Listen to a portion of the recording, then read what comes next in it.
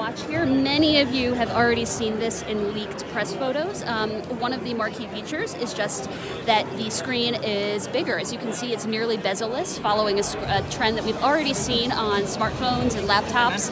So on the smaller of the 2 editions, which is the one I'm wearing, it is a 35% bigger screen. On the bigger of the 2 editions, the 44mm model, it's, I believe, 32% bigger. I have a dainty wrist, so I went with the smaller one. As you can see, by the way, I'm wearing the Nike Edition band, but all of your old watch bands are backward compatible, so don't get too hung up on the band here. So other than the screen, which is lovely, what we're going to do is want to go through just a bunch of different watch faces. So I'm going to do that here also. It's a little easier for me.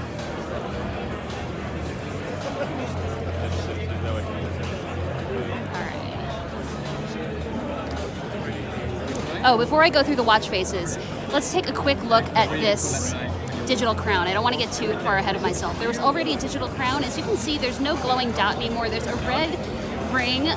So it's just a tiny little design change. It makes it look ever so slightly less like a computer strapped to your wrist, which it still very much is. And it has haptic feedback. So if I go into an app, I can feel it sort of ticking as I scroll through apps like these. So it's good for when you're scrolling through and want a little precision. When I first heard about this, I thought of my mind harkened back to the old school iPod Classic, and I was worried that this feature would quickly get annoying. The feedback is subtle enough, and the audio feedback is subtle enough that I didn't get sick of it. I don't feel like my wrist is being bombarded with different vibrations and all that. So we're going to go into the music app here. Sorry guys, the software doesn't appear to be cooperating. That sometimes happens here on demo units. If I can get it to cooperate, fully, what I would show you are the different watch faces. I have another hand here going into help where you swipe through, and that's where, yep, there we go. So much like a store. Yeah, so there we go. A lot of the news here is in the different watch faces. Can we go back? Yeah, we're going to go back. So this is almost the middle of the story. There we go. So one of the stars of the show here, not just the size of the screen, but there is this new watch face with up to 8 different complications. And that can include things like the temperature in the corner, the highs and low temperatures for your area.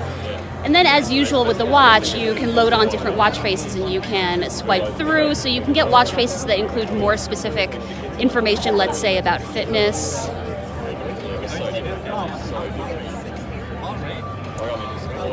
They've only given us the 2, it appears. All right, let's try it on this one. See if it works any better. Oh, there we go. Yeah, there we go. So, see guys, this is what demo day is like. You just jump right in. The worst. Yep, the devices are not always polished or final. But let's stop on one of those animated ones. Yeah, so there are a series of these sort of really trippy, dynamic watch faces, really not unlike a certain kind of dynamic wallpaper you might already be used to having on your phone. And they kind of, as Apple says, interact with the edges of the screen. Maybe it's water bubbling up against it. I'm a fan of these. I included a GIF of one in my hands-on story, which is live on the site. I think that speaks a lot too. Otherwise, under the hood, this has a new and improved chip promising faster performance. I don't think I'm selling that very well in this hands-on video, where we're seeing a few software flubs, but earlier when I tested it, the performance was just fine, multitasking was fine, swiping through, the responsiveness was just fine, all of that was fine. And so otherwise, so far, we're looking at a lot of kind of iterative changes, right, Chris? Yeah, a lot of iterative changes. One of the major changes and new features is something you're not going to see today in the demo area, and that is a built-in echocardiogram test for diagnosing heart conditions. It's the first over-the-counter, direct-to-consumer device that does something like that, and it's been FDA approved, but it's not available to test here in this demo area. And I don't think we do it justice testing it here either. Other things that are hard to do justice here, the speaker is supposedly 50% louder. That is hard to test here. And the battery life. We're looking at 18 hours of battery life, including 6 hours of exercise time. So if you run a slow marathon, you can still have your 6 hours.